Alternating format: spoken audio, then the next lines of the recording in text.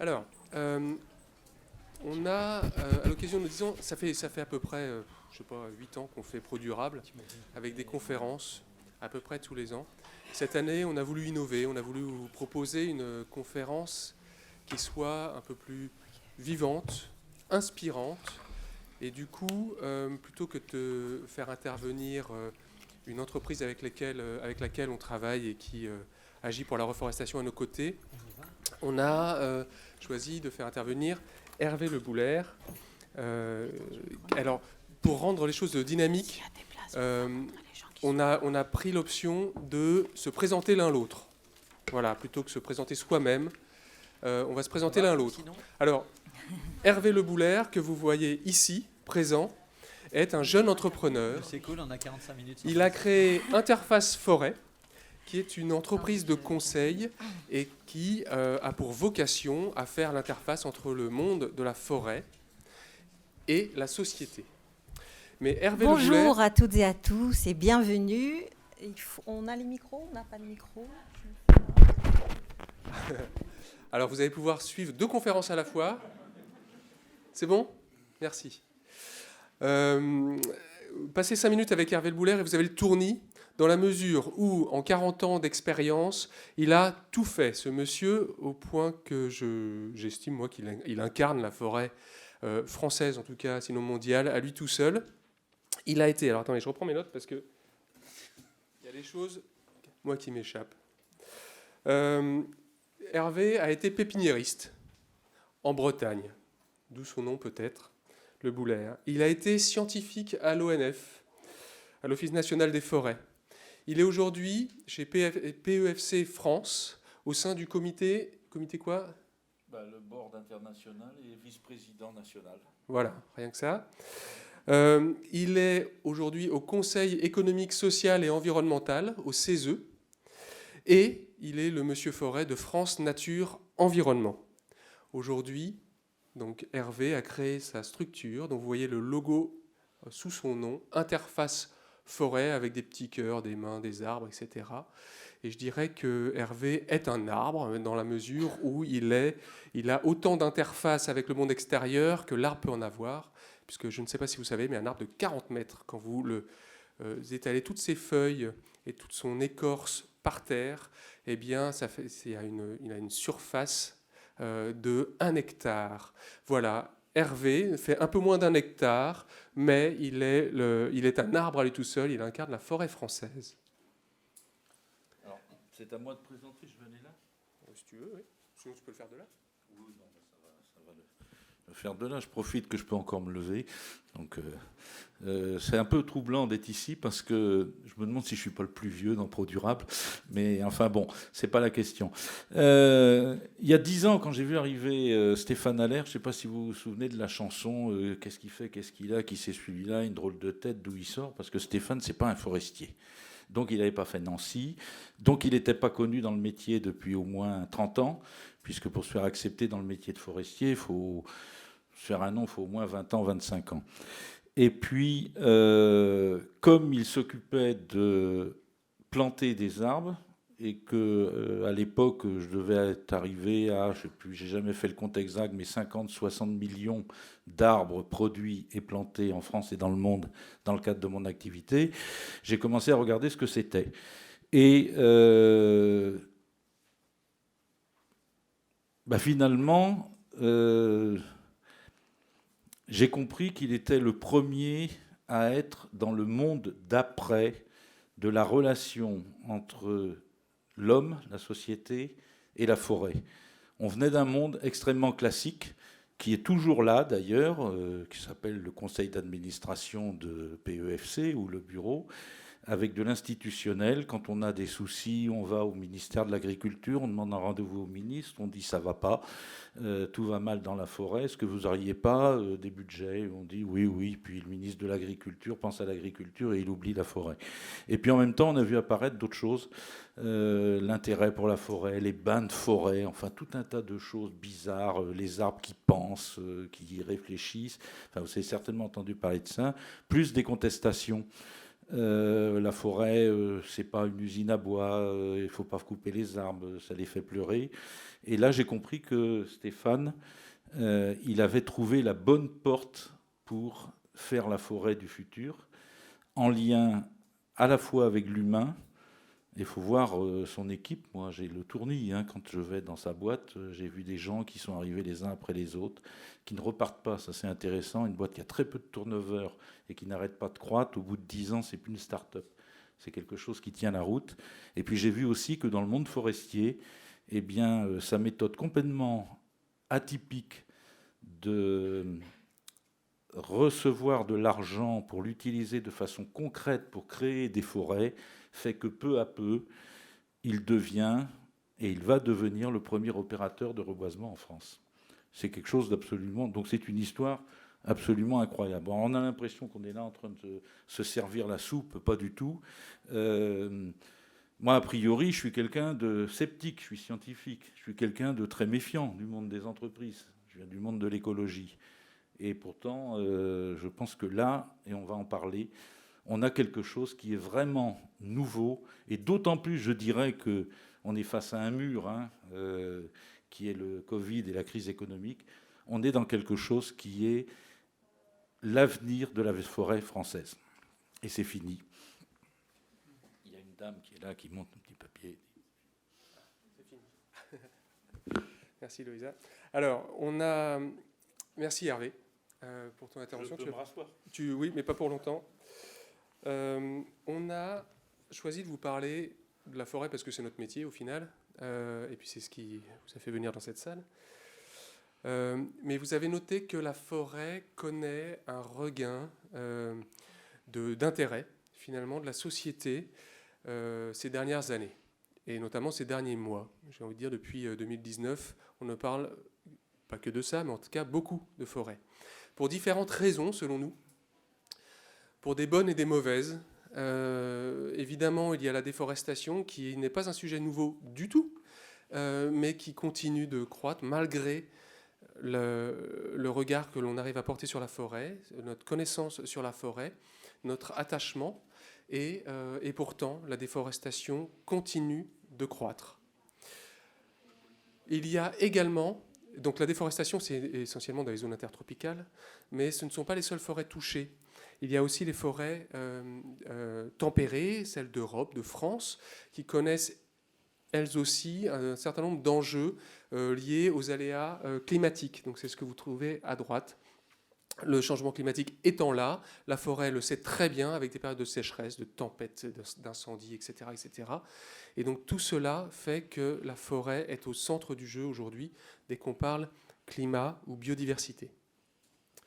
Et Hervé détaillera les différents rôles de la forêt dans un instant. Il y a aussi la mobilisation des entreprises qui est de plus en plus forte. Alors chez Reforestation, on le sait très bien puisque notre métier, c'est d'identifier des forêts dégradées en France, en Europe, dans le monde, dans 25 pays, et d'aller trouver des fonds auprès des entreprises pour financer des projets forestiers, pour restaurer ces forêts, planter de nouvelles forêts, restaurer des forêts dégradées ou protéger des forêts. Or, les entreprises, depuis quelque temps, sonnent beaucoup à notre porte, et pour des raisons diverses et variées, on pourra y revenir à la fin. Et aujourd'hui, on voit un réel engouement pour la forêt de la part des entreprises, pour le meilleur et un peu pour le pire aussi, puisque certaines entreprises sont aussi la cause de la déforestation et du changement climatique, comme on pourra le détailler tout à l'heure également. Et les médias s'en font un cœur joie. Il ne se passe pas une semaine sans qu'on ait un journaliste au téléphone ou de visu qui veut parler de la forêt, mais qui veut aussi parler de la façon dont on intervient en forêt. Est-ce qu'on a le droit d'intervenir en forêt ? Est-ce que la forêt naturelle, sous-entendue par les journalistes, qui fait fi de l'homme, dans laquelle l'homme n'a pas sa place, est-ce que c'est la seule vraie forêt ? Est-ce que finalement, quand une entreprise intervient en forêt et dit « je plante des arbres », est-ce qu'elle a raison de le faire ? Est-ce qu'elle a le droit de le faire ? Est-ce que ce n'est pas du greenwashing ? Donc tout ça fait que la forêt est clairement au centre du jeu. Aujourd'hui, je dirais que 2019 a été une année hallucinante pour nous. 2020 a été marqué par, évidemment, la pandémie, mais on a quand même gardé une dynamique assez forte et on sent que la période dans laquelle on s'inscrit maintenant, avec à tenter de limiter la casse, faire une croissance en V, on verra ce que ça donne, etc. On voit que l'environnement et l'engagement des entreprises pour la forêt ne s'est pas démenti. Ce que je vous propose à présent, c'est fini, merci beaucoup, heureusement que tu es là, Eloïsa, c'est que Hervé vous parle des bénéfices de la forêt. Pourquoi on a raison de s'intéresser à cette forêt? Alors, on pourrait dire, la forêt, pourquoi Montaigne, il a beau ici, parce que c'est lui, parce que c'est moi. La forêt, ça va de soi. Il n'y a pas besoin que l'homme lui mette des intérêts pour que la forêt existe. D'ailleurs, les forêts sont là depuis 300 millions d'années. Nous, on est là depuis 1 million d'années. On s'occupe à faire de la gestion forestière un peu correcte depuis 300 ans. Donc, il y a un moment ici, il faut être modeste et humble. J'ai eu un débat, je me souviens, est-ce que la forêt a besoin des hommes?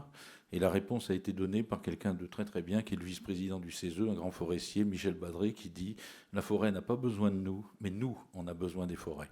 Et je pense que ça résume bien la relation qu'il y a. Et ce que vous avez ici, c'est quelques éléments. Alors des éléments de chiffres, hein, c'est des chiffres FAO, premier puits de carbone terrestre, sachant que la planète est une planète d'eau, donc le premier grand puits de carbone, c'est les océans, mais là c'est un peu plus difficile de cultiver des océans que de cultiver des forêts. Et 80% de la biodiversité. La biodiversité, c'est tout ce qui est vivant, toutes les espèces. Nous, on en est une. En France, 95% de la biodiversité de toutes les espèces sont présentes dans les forêts. Mais il faut dire que sur ces 95%, 90% est dans la forêt guyanaise. C'est la chance que l'on a d'avoir un pays qui a une forêt équatoriale. Mais même en France métropolitaine, on a 30% du territoire qui est boisé, et dans ces 30%, on trouve les 2/3 de toutes les espèces vivantes. Donc si vous voulez rencontrer des êtres humains, venez plutôt dans les grandes villes. Si vous voulez rencontrer n'importe quel être vivant, à part l'homme, allez dans les forêts, vous avez 2 à 3 fois plus de chances de les rencontrer que si vous allez n'importe où ailleurs. 75% de l'eau douce accessible est d'abord tombée sur une forêt, passée par le sol forestier et ensuite se retrouve dans les rivières. Et il y a 2,4 milliards d'êtres humains qui dépendent directement tous les jours pour leur vie quotidienne de la forêt. Je fais partie de cela puisque chaque année, je sors 6 mètres cubes de bois qui me sert à chauffer pendant l'hiver. C'est dans le sud des Landes, c'est en Chalosse, il ne fait pas trop froid. Avec 6 mètres cubes, on chauffe la maison.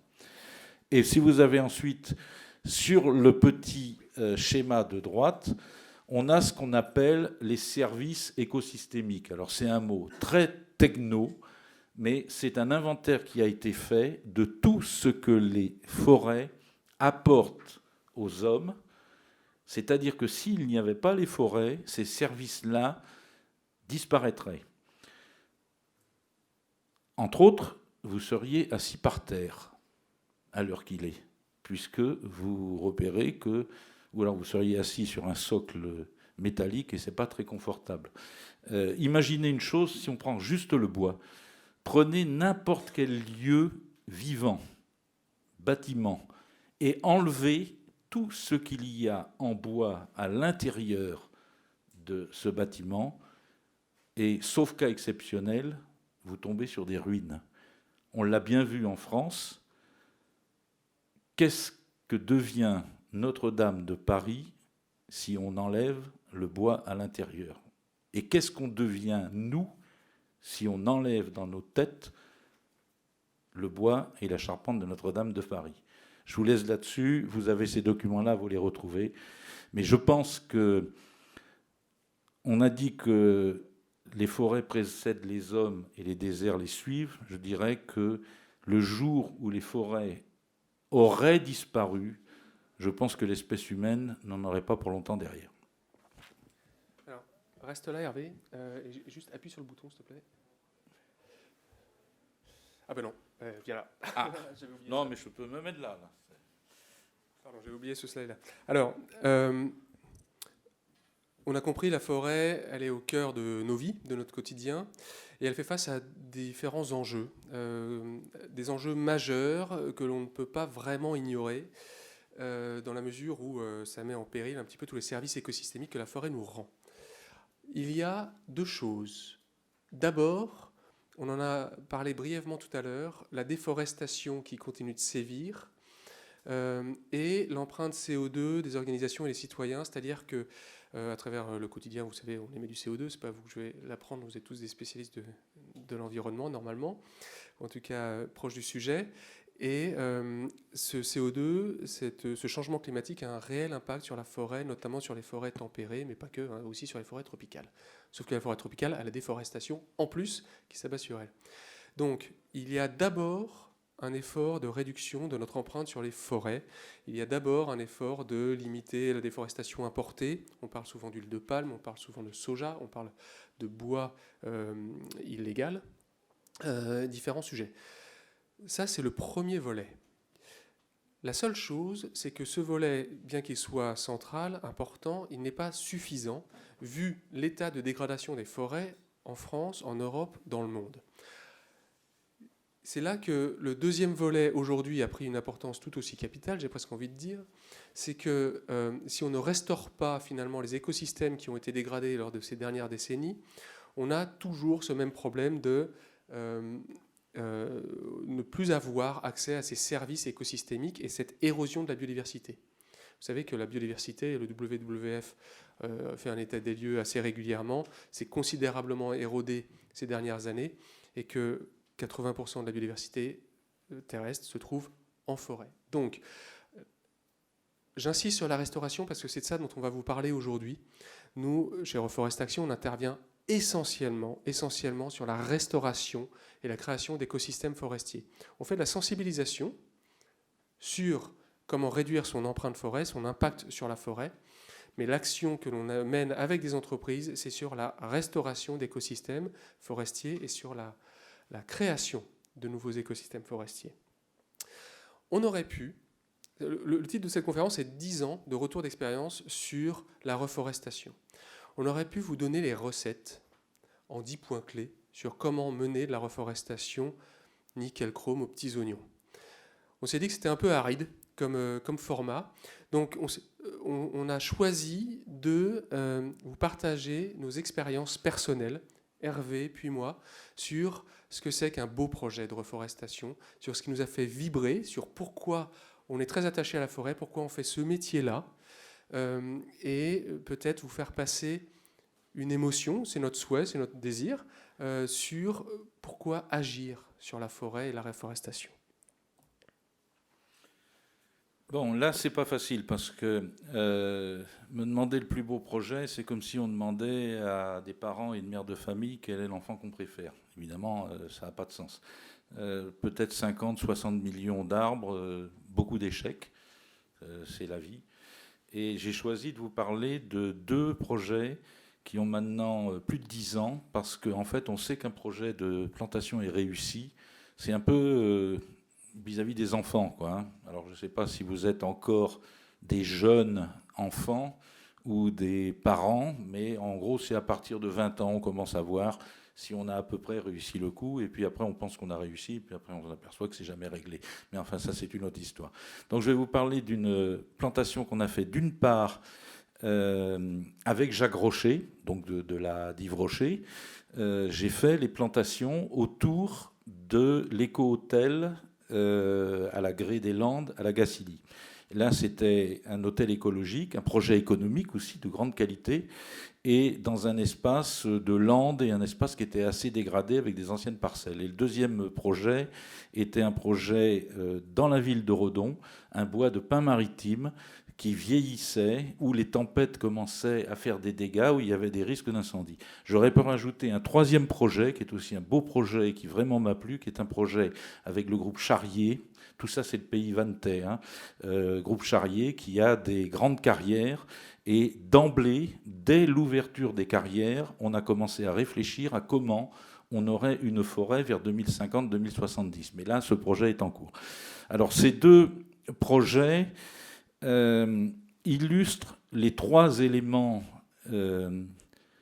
qui font que, pour moi, un projet de plantation peut être réussi. Le premier point, c'est d'avoir un projet. Le deuxième point, c'est d'avoir une technicité très élevée, être de très bons professionnels. Et le troisième point, c'est de s'organiser. Et vous verrez comment ça fait le lien par rapport à ce que peut être votre intention ou votre activité d'entrepreneur ou de citoyen, qui fait que vous pouvez être intéressé à planter des arbres, à prendre soin des forêts, à faire des plantations, à faire de la reforestation, mais ce n'est pas forcément le tout. La première chose, c'est le projet. Si on plante et qu'on ne sait pas pourquoi, il y a de fortes chances que ça ne donnera pas le moral aux arbres et les arbres n'auront pas envie de vivre et de se développer. C'est peut-être un peu poétique, mais je pense que si on ne sait pas pourquoi on plante, c'est comme si quelqu'un disait « je vais être cuisinier, mais je ne sais pas pourquoi ». Je vais créer une entreprise, mais je ne sais pas pourquoi. Je veux des enfants, mais je ne sais pas pourquoi. Savoir pourquoi, c'est se projeter dans le futur. Et c'est se projeter loin. Puisque quand vous plantez un arbre, vous le plantez pour 60 ans, vous le plantez pour un siècle. Et surtout, vous plantez un arbre qui aura la possibilité de faire des petits.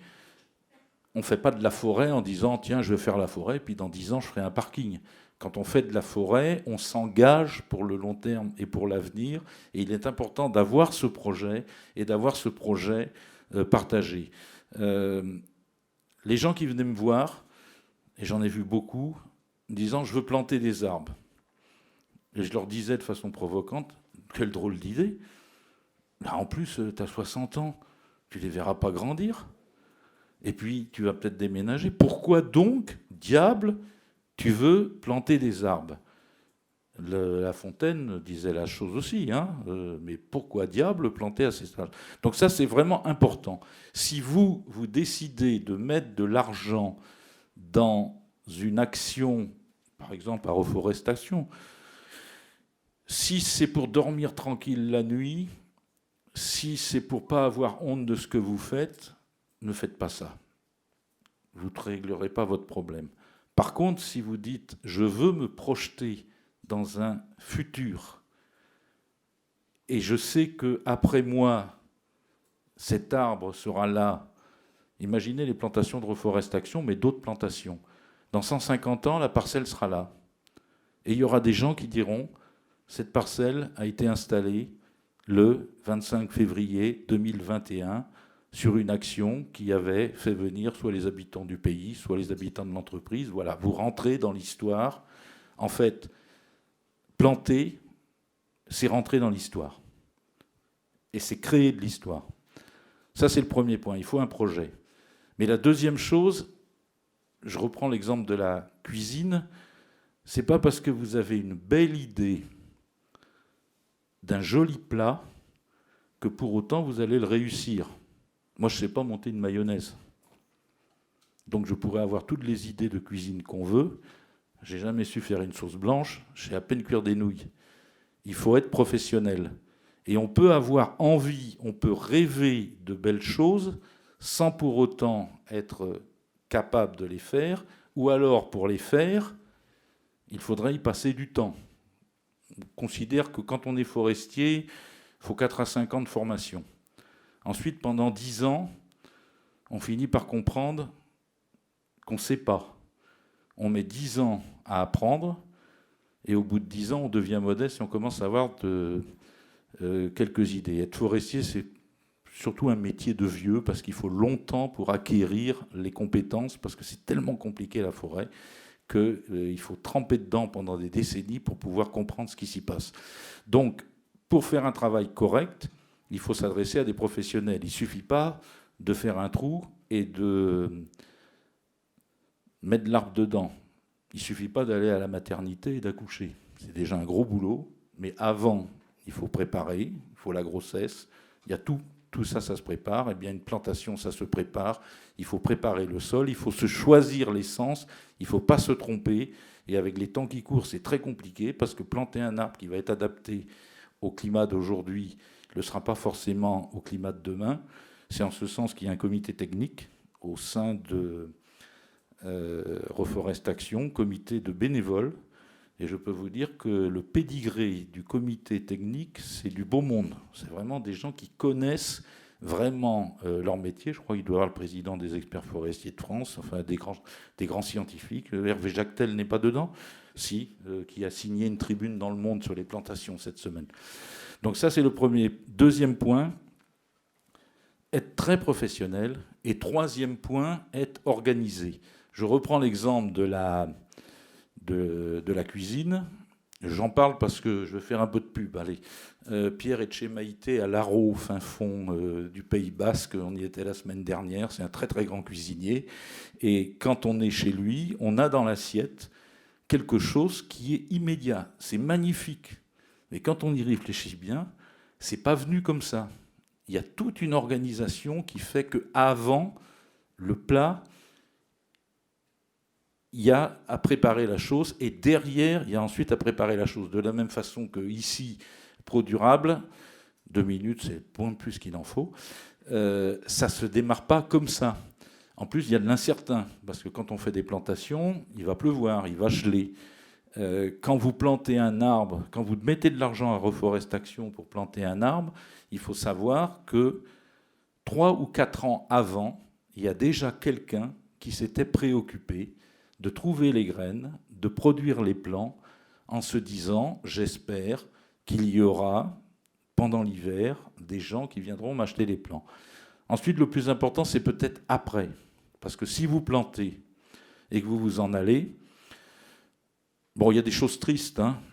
Le plus triste dans ces histoires, ce sont ces plantations pour faire un coup de publicité. Alors, comme on ne va pas dire du mal des entreprises, on va dire du mal des politiques. On ne peut pas toujours dire du mal des mêmes.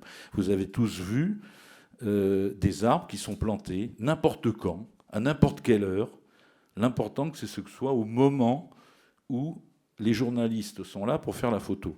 Moi, j'ai eu mal au cœur quand j'ai vu que M. Trump et M. Macron ont planté un chêne à Washington. C'est sûr que c'était évident qu'1 jour après, le chêne était mort.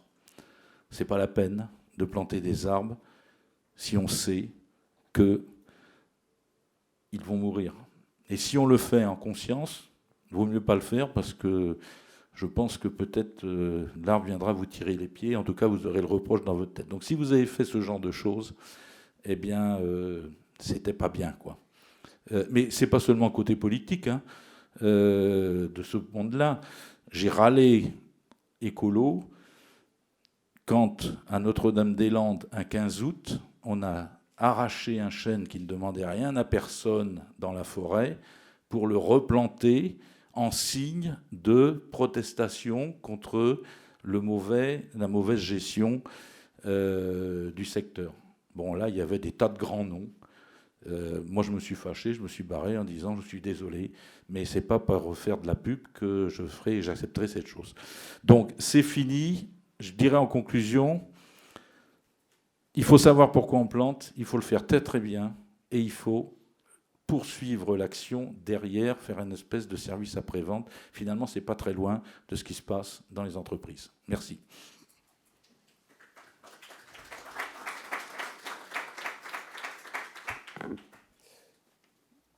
Merci Hervé.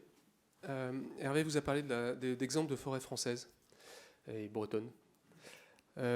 Pour être diversifié, je vais vous parler d'un pays qui m'est cher, moi c'est Haïti, où on mène depuis quelques années des projets de reforestation. Il faut savoir que Haïti, c'est un jardin d'Éden. Tout pousse là-bas. Sauf que c'est un jardin d'Éden avec des ouragans, des tremblements de terre. Et du coup, c'est un lieu où on peut faire beaucoup de choses, mais il faut prendre en compte la réalité sociale et climatique du lieu. Il se trouve qu'on intervient là-bas depuis 2017 et peut-être vous en souvenez-vous, il y a eu un ouragan, l'ouragan Matthew en 2017, qui est passé pile poil sur notre lieu de plantation, sur Grand'Anse. C'était à Haïti, c'est une sorte de C à l'envers là, ou de E à l'envers plutôt. Eh bien, c'est au sud-ouest d'Haïti. Et ça a créé un espèce d'électrochoc pour beaucoup d'entre nous. Moi, j'y avais été 2 semaines avant. Je me rappelle avoir planté des arbres avec les acteurs locaux. Et on s'inquiète des personnes et des arbres une fois qu'on a appris que l'ouragan est passé pile dessus. Alors, ce qui s'est passé là-bas, c'est que déjà, on a une nature très résiliente et des gens très résilients.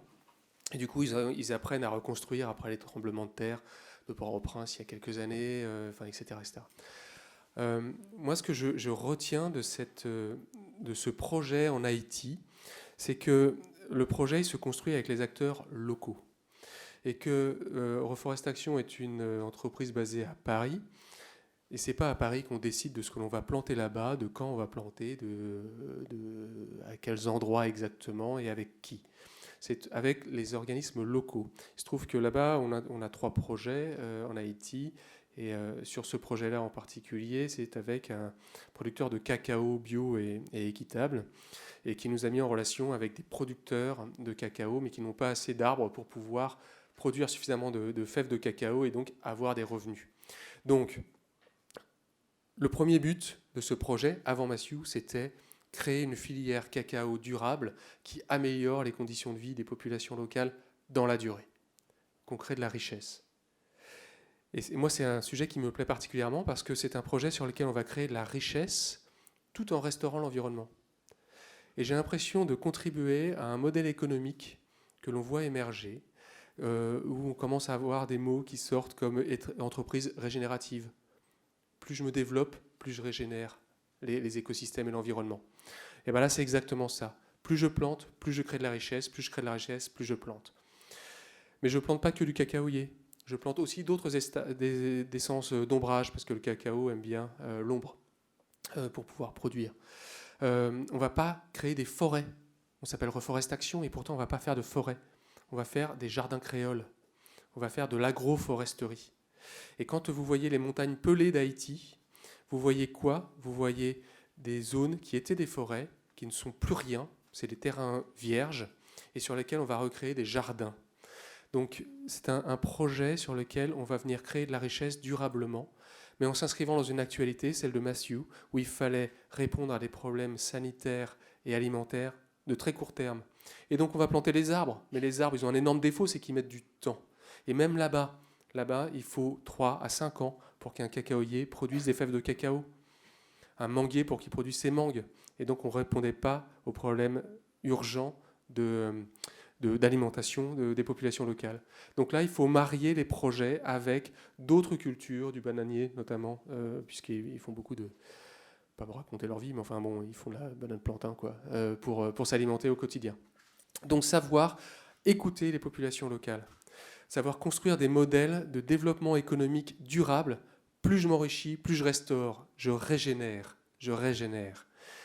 Et ma 3e leçon, c'est une grande leçon d'humilité.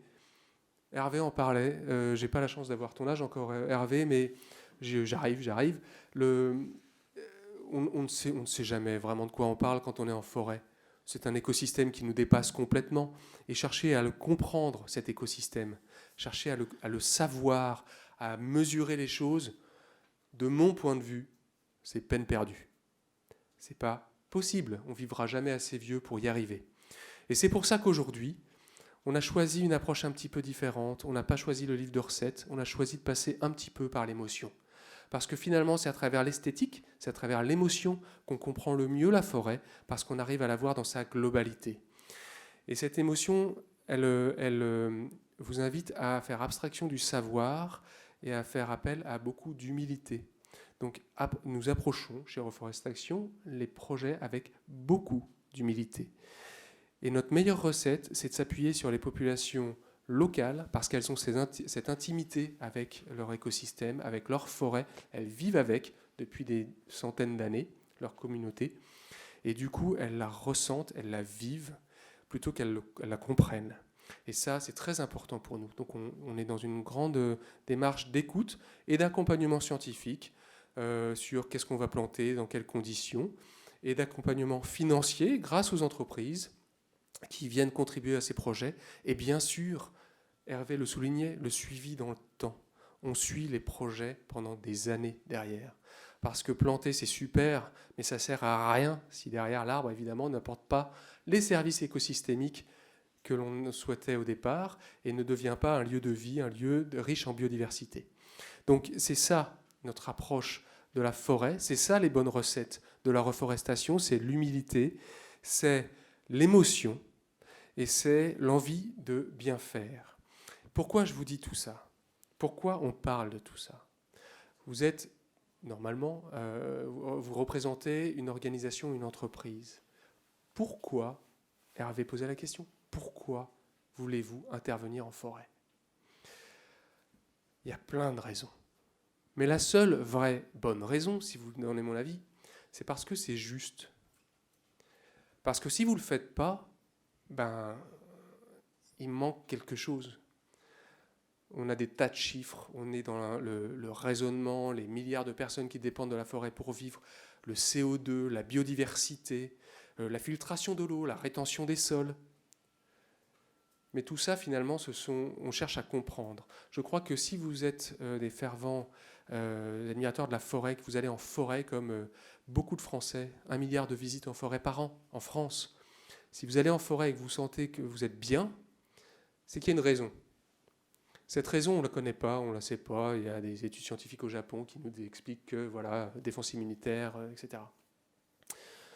Mais au fond, ce qui est important, c'est notre ressenti. Si vous êtes bien en forêt, c'est qu'il y a une raison. Inutile de chercher à la comprendre. Votre ressenti, c'est votre meilleur atout.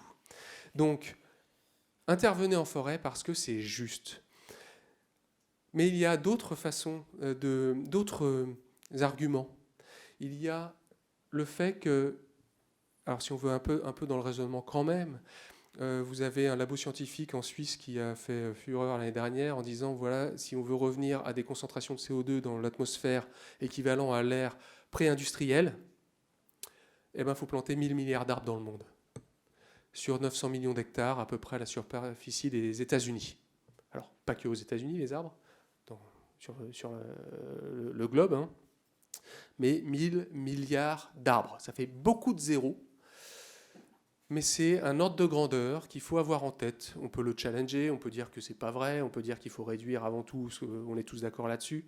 Il faut réduire, mais aussi il faut aussi agir. Et ça donne un ordre de grandeur. C'est pas tant que ça. C'est faisable. On arrive à le marquer, à le quantifier. C'est donc que c'est faisable. Il suffit de se dire que c'est possible. Et ça le devient. Il y a bien sûr... Alors, vous savez, ces 1000 milliards d'arbres, on se pose des tas de questions. Qui va les financer ? Parce que c'est beaucoup d'argent. Nous, on a une conviction, une seule. Ce sont les entreprises. Point à la ligne. Enfin, allez, à 80%. Les États, on a encore vu avec l'État français ces derniers temps qui a fait un remaniement ministériel. La forêt française est un peu la grande oubliée, une fois de plus. Donc, les fonds publics, il ne faut pas en attendre beaucoup. Un petit peu quand même, mais pas énorme. L'Europe met le paquet sur la forêt, dit qu'il faut planter 3 milliards d'arbres. 3 milliards d'arbres, pardon. Mais avec quel fonds, on ne sait pas. Bref, ce sont les entreprises avant tout. C'est ma conviction profonde. La compensation carbone est souvent mise en avant, ce qui fait hurler certains. J'ai un point de vue assez tranché, moi, là-dessus. Je crois que la compensation carbone, elle est merveilleuse à partir du moment où elle est bien utilisée. Les projets de compensation carbone qui s'appuient sur le vivant et sur la forêt en particulier sont merveilleux.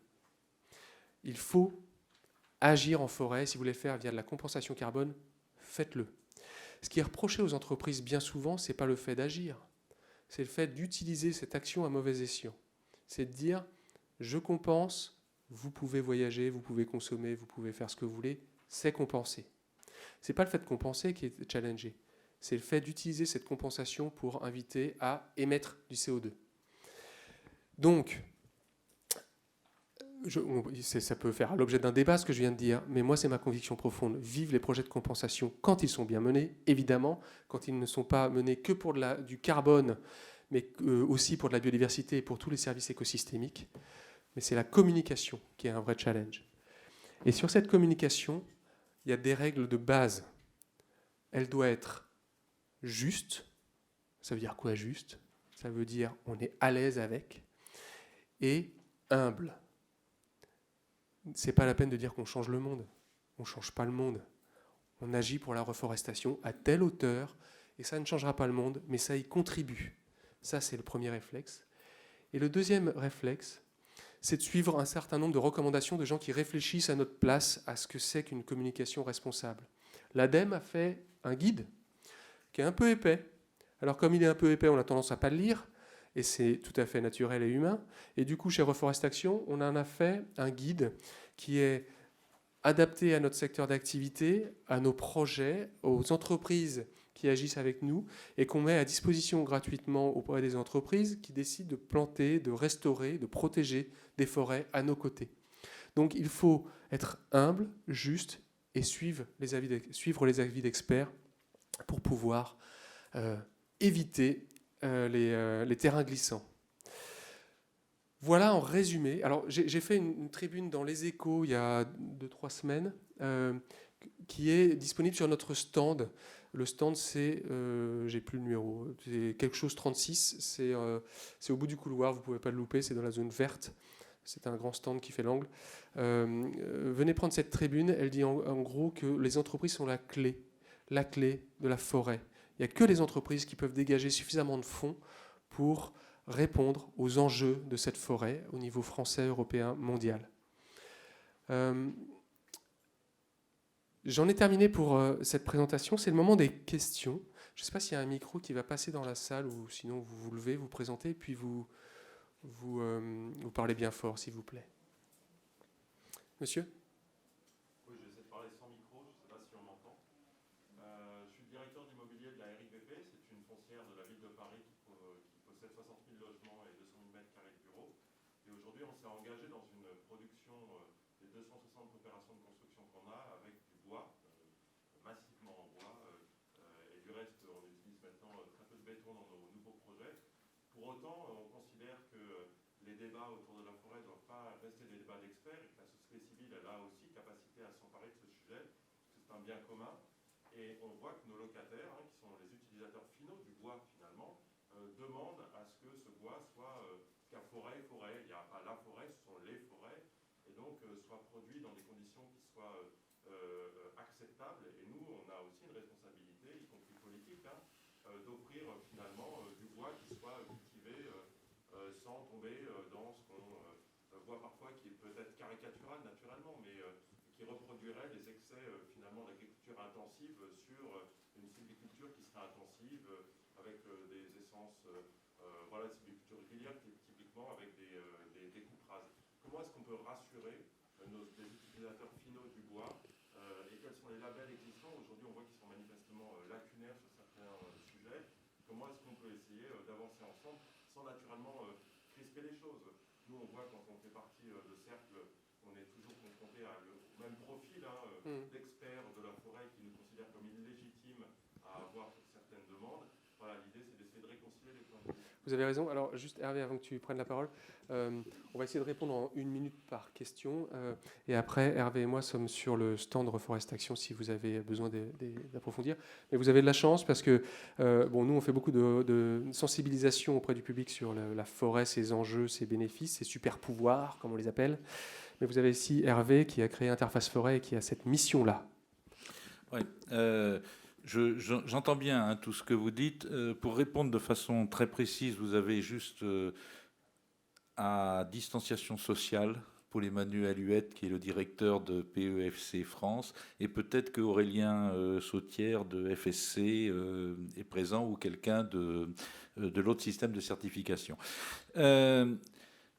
Pour aborder cette question-là, je ne sais pas comment il faut faire, mais je sais comment il ne faut pas faire.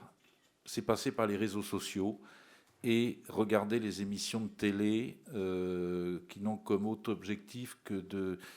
Alors en Bretagne, on appelle ça faire du brin. Je ne traduirai pas ça. Il y a légitimité totale à ce que tout le monde s'occupe de la forêt, sachant que la forêt a toujours un propriétaire et qu'on peut venir discuter pendant longtemps, mais une fois que la discussion est finie, c'est le propriétaire qui engage le futur. Donc cette question de débat, moi je suis très optimiste là-dessus. Le ministère de l'Agriculture m'avait confié, et l'ensemble de la filière, en tant que représentant de FNE, une mission justement d'échange avec la société. Il est très facile de se mettre d'accord, il est très facile de discuter. Je pense que le meilleur système, c'est de passer par les systèmes de certification. Et je vais parler de PEFC, mais ça ne ferme pas sur FSC. PEFC, est-ce que mettre du bois? Oui, du bois français, bien sûr. Parce que dans la situation dans laquelle on se trouve, une des meilleures garanties d'avoir du bois qui vienne de forêts gérées durablement, c'est qu'ils viennent de forêts françaises, transformées par des entreprises françaises, parce qu'il y a 60 millions de gens qui sont dehors, sur le bord de la parcelle, qui diront ça se fait bien ou ça se fait pas bien. Le citoyen est la meilleure garantie de vérification que la gestion durable se fait. Alors vous comprenez bien que ça peut durer toute la journée. On peut discuter plus longuement. Je suis à votre disposition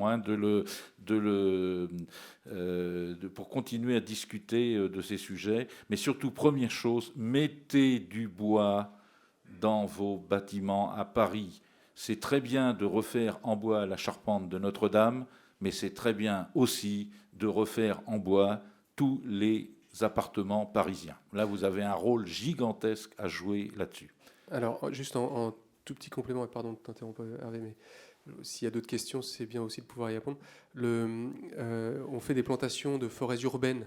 On en a fait une à Paris notamment, et ce sont des événements absolument merveilleux où on peut accueillir jusqu'à 200 ou 300 personnes la dernière fois qu'on a fait Pelouse de Reuilly.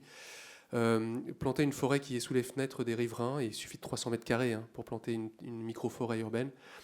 Ça change la vision des gens sur finalement à quoi ça sert une forêt. Et ça crée du bien-être, des îlots de fraîcheur, des îlots de biodiversité et des petits puits de carbone sous nos fenêtres. Est-ce qu'il y a d'autres questions, monsieur, au fond? Plus fort, s'il vous plaît.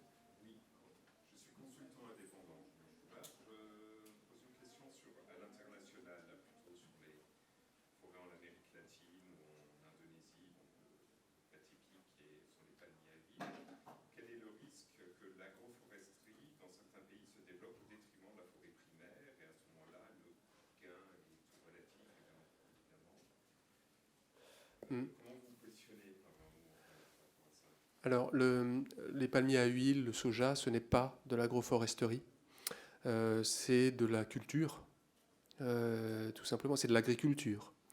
Donc, le risque, il est énorme, puisque on en a l'illustration aujourd'hui, la déforestation continue d'exister, et la première cause de déforestation, c'est la culture extensive et intensive d'ailleurs de soja, d'huile de palme et c'est l'élevage également, notamment en Amazonie.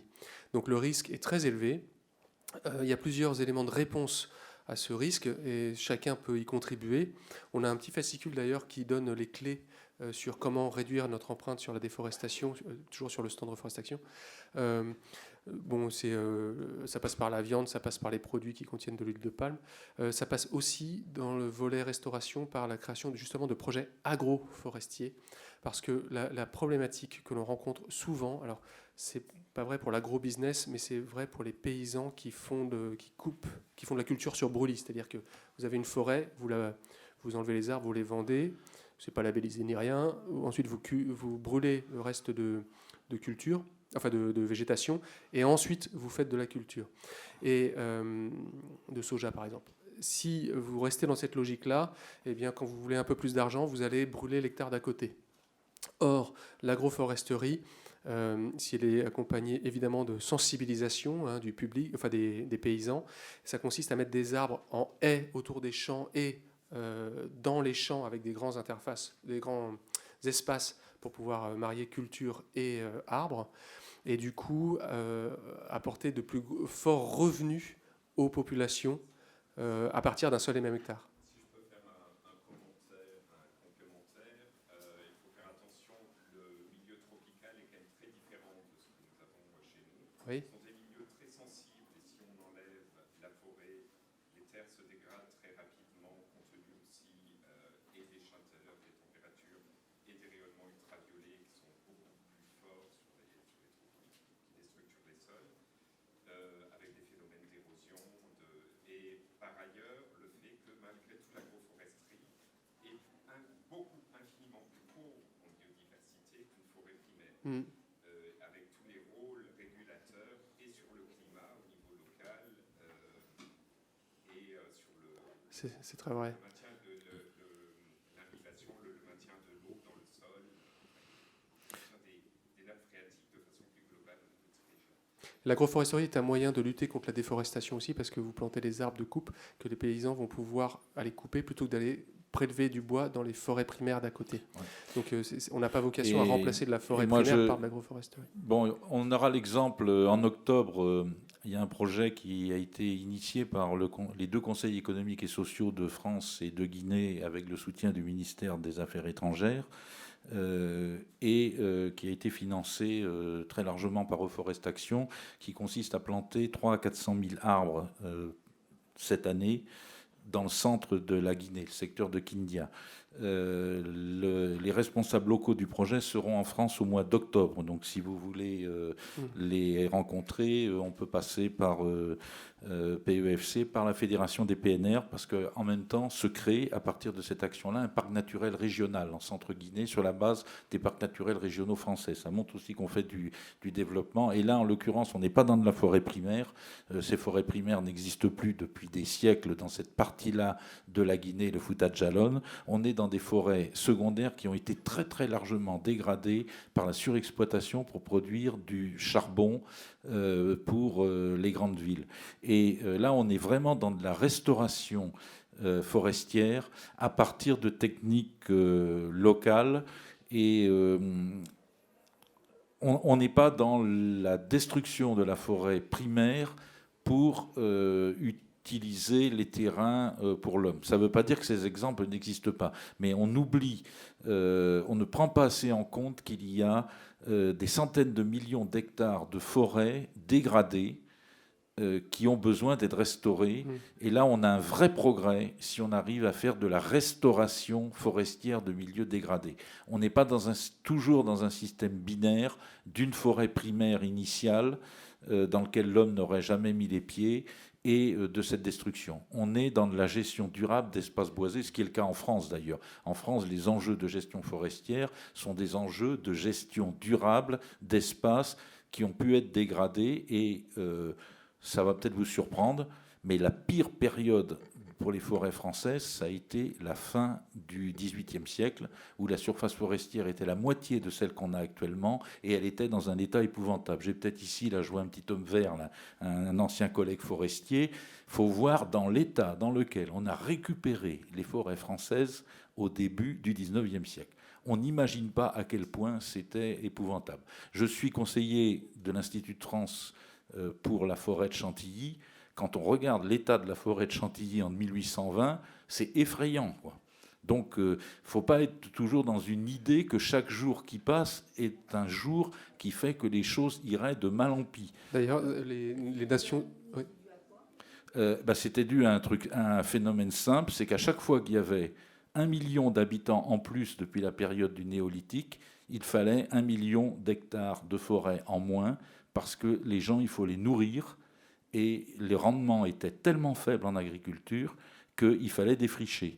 Et on amenait les animaux en forêt. Ensuite, il fallait du bois pour chauffer la nourriture, pour produire du blé. Et ce qui a sauvé les forêts françaises, c'est aberrant, hein. Il y a deux choses qui ont sauvé les forêts françaises. C'est d'abord le développement des techniques agricoles, et ensuite, c'est le charbon et le pétrole. Mais ça aussi, c'est quelque chose qu'il faut se mettre dans le long terme. Il y a des choses discutables sur ce qu'est la plantation, sur la façon de gérer, mais on n'imagine pas assez. Allez sur le stand de l'ONF, hein, et les forestiers de l'ONF ont très conscience de ce qu'était l'état de dégradation des forêts au XIXe siècle. Alors, c'est terminé. Je crois qu'on est arrivé au bout de l'atelier. Il y a, juste pour info, l'ONU a placé la décennie 2020-2030 sous le signe de la restauration des écosystèmes C'est ça l'enjeu. Enfin, c'est ça l'enjeu. C'est un des enjeux, c'est pas un petit enjeu. Bien sûr préserver les forêts primaires, mais restaurer les écosystèmes dégradés, c'est aussi un enjeu placé de la prochaine décennie par l'ONU. Merci beaucoup pour votre attention. Je peux faire un peu de pub. Journée du patrimoine, journée européenne du patrimoine, forêt de Chantilly, c'est pas loin d'ici, c'est 30 minutes par le train Gare du Nord, on peut aller en voiture. On sera là, un certain nombre de personnes, à faire une visite en forêt pour voir les enjeux de la forêt autour de la forêt de Chantilly. Je crois qu'il y a la journée des plantes aussi qui doit être dans ces périodes-là où on doit y être aussi. Merci beaucoup et bonne journée.